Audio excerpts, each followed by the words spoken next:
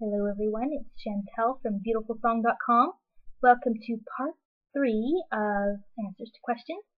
Today I have to do a couple things. One is hopefully answer lots of questions so that we can wrap this up before the busy holiday season and before I actually never manage to finish.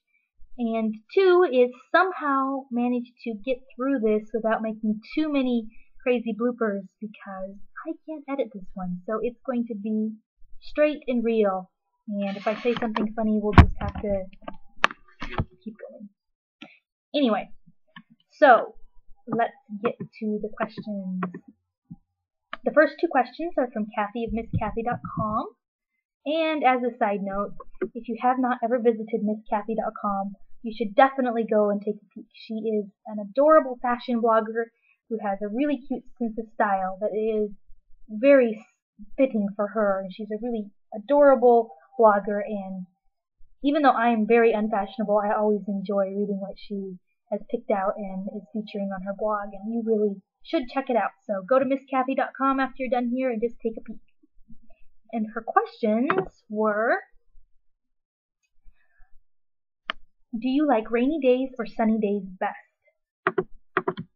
And let's see, technically I have to say that I like sunny days best.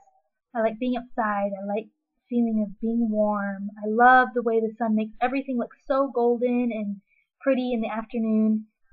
I like playing in the water and the way that it makes everything sparkle. And so yes, I think I like sunny days a little better. However, there are things about rainy days that you just can't beat. Those are an excuse to have an umbrella and use it, the fact that I like to jump in puddles when no one's looking, and the music that rain makes when it's falling. It's very relaxing and it feels very refreshing, especially after a hot day. So, a mixture of sun and rain does me quite well. I just think I like sunny days just a little bit better. Your second question is, do you have a book that you still reread from childhood when you're feeling sad? And for whatever reason, while I do reread childhood books probably more often than I would normally admit, I don't tend to read them when I'm sad. Some of the books that I reread would be Little Bear. I have lots of fond memories of that book, which I believe I wrote about probably last March of books. I don't remember if it was on my blog or not, but I also reread the Laura Ingalls books. I reread other little childhood books just for fun now and then. Partly they take me only a couple minutes to read, and it's well worth the trip down memory lane to go through them. But when I'm sad, I probably tend to write more than I tend to read. The next set of questions comes from Leanna, and her questions are about food. She says, you're having company over to visit and eat a meal. What is your go-to recipe? I think you eat mostly vegan, so do you find it challenging to make a meal that you know will be well received by most? Probably if someone were to call me right now, it's 3 o'clock, and say that they would be here for supper, which would be around 5 o'clock, I would make a soup, because I have probably 5 or 6 different soups that can appeal to a lot of different taste preferences, that are really good, that are really easy to make, and very satisfying, and very quick. I don't have to usually go to the store to buy ingredients if I'm short on time, and I can focus on making a bread or a dessert to go with it to round out a soup salad bread meal. And I have found that most people are pretty happy with soup. Every once in a while not. But so yes, soup is my last minute turn to recipe. If I have more advance notice and I want to plan something a little more elaborate, I probably will do something with a pasta or something more time consuming. Something that I often make because it is fairly easy and most people really do like it is to make a stuffed shell pasta. I can use tofu or something similar to kind of replace ricotta cheese, and so it tastes a little familiar to people who aren't used to eating vegetarian food, and It makes a really pretty meal. It looks pretty on a plate. And usually no one complains about it. I think it's just one of those things, kind of like a lasagna, that everyone likes. You can put a vegetable with it, and if people don't like vegetables, they don't have to eat it, but yet they can still eat their fill of the pasta and the bread. And there's lots of yummy desserts that kind of go with an Italian meal. So that's probably what I would turn to if it was someone who I wasn't sure could handle a lot of variety in vegan food. As far as finding it challenging to feed people who aren't vegan or aren't used to that, it really depends. Most of the time I find a lot of people are willing and eager to try something to see how vegan food really is. It's more popular in this day and age than it might have been 10 years ago. And I like to try to give them something that's not too far off, but that gives them a little bit of taste of what you really can do without cheese and meat. And most of the time people are really happy. They like it, they ask for the recipe, they make it again, they're surprised how easy it is. And that's a great feeling. I like being able to share that with them. There are people who are more challenging, and that's why I generally try to stick to something a little more traditional if it's the first time someone's had vegan food.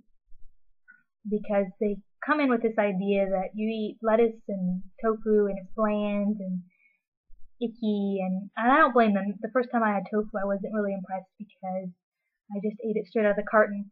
But I don't use tofu all the time, but it does make a good transition food. Another question was,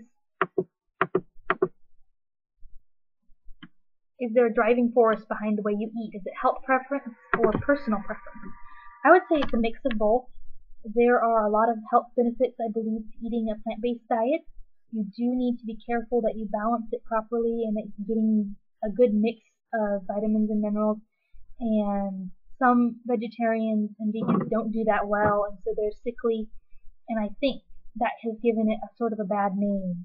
However, I have been a vegan or vegetarian for most of my life, probably a vegetarian strictly since I was 5, and a vegan mostly from the time I was probably 10 to very recently when I've started eating a few eggs now and then, but not often, usually just when I go out. So it's possible to live a very energetic, helpful life without dairy and meats, even the good kinds of fat that you can get from animal products. You can get everything you need from vegetables. It just takes a little bit more work of knowing what you're doing. Personal preference is because, yes, I was mostly raised this way, so it's familiar to me. And I also do have a problem with a lot of the ways that animal products are harvested and the animals are raised. I think that if I were to eat a lot of meat and dairy products and eggs, I would definitely have to find more humane places to buy those products than just the local supermarket. So that's my mix of reasons why I am a vegetarian vegan in a nutshell. And it would take too long and there'd be too many conflicting reasons for it, so I'll leave it at that. Let's see. Another question, which is what I'm going to end on, is, I think you've lived in multiple states. Using one word for each, tell me what you love most about each one. And yes, that is mental gymnastics, and I haven't really thought about it yet, so let's see. I was born in Washington State, and so for Washington State, I'm going to say blueberries. For Alaska, where I spent most of my childhood and young adult years, I'm going to say the aurora. For Colorado, where I moved before I got married, I'm going to say probably sunflowers. For Sandpoint, Idaho, where I lived after I got married, I would have to say probably lake. This beautiful lake. And for Tennessee, where I've lived the last couple of years, it would definitely be fireflies. So, if that makes any sense, great. If not, I can elaborate more, but those are some one-word reasons why I really enjoy each of the states I've lived in. And I am going to wrap it up, and I'm not going to listen to myself because I know I stuttered and stumbled a few times, but hopefully you enjoy this one, and I will be back next Thursday, hopefully, with part 4. See you then.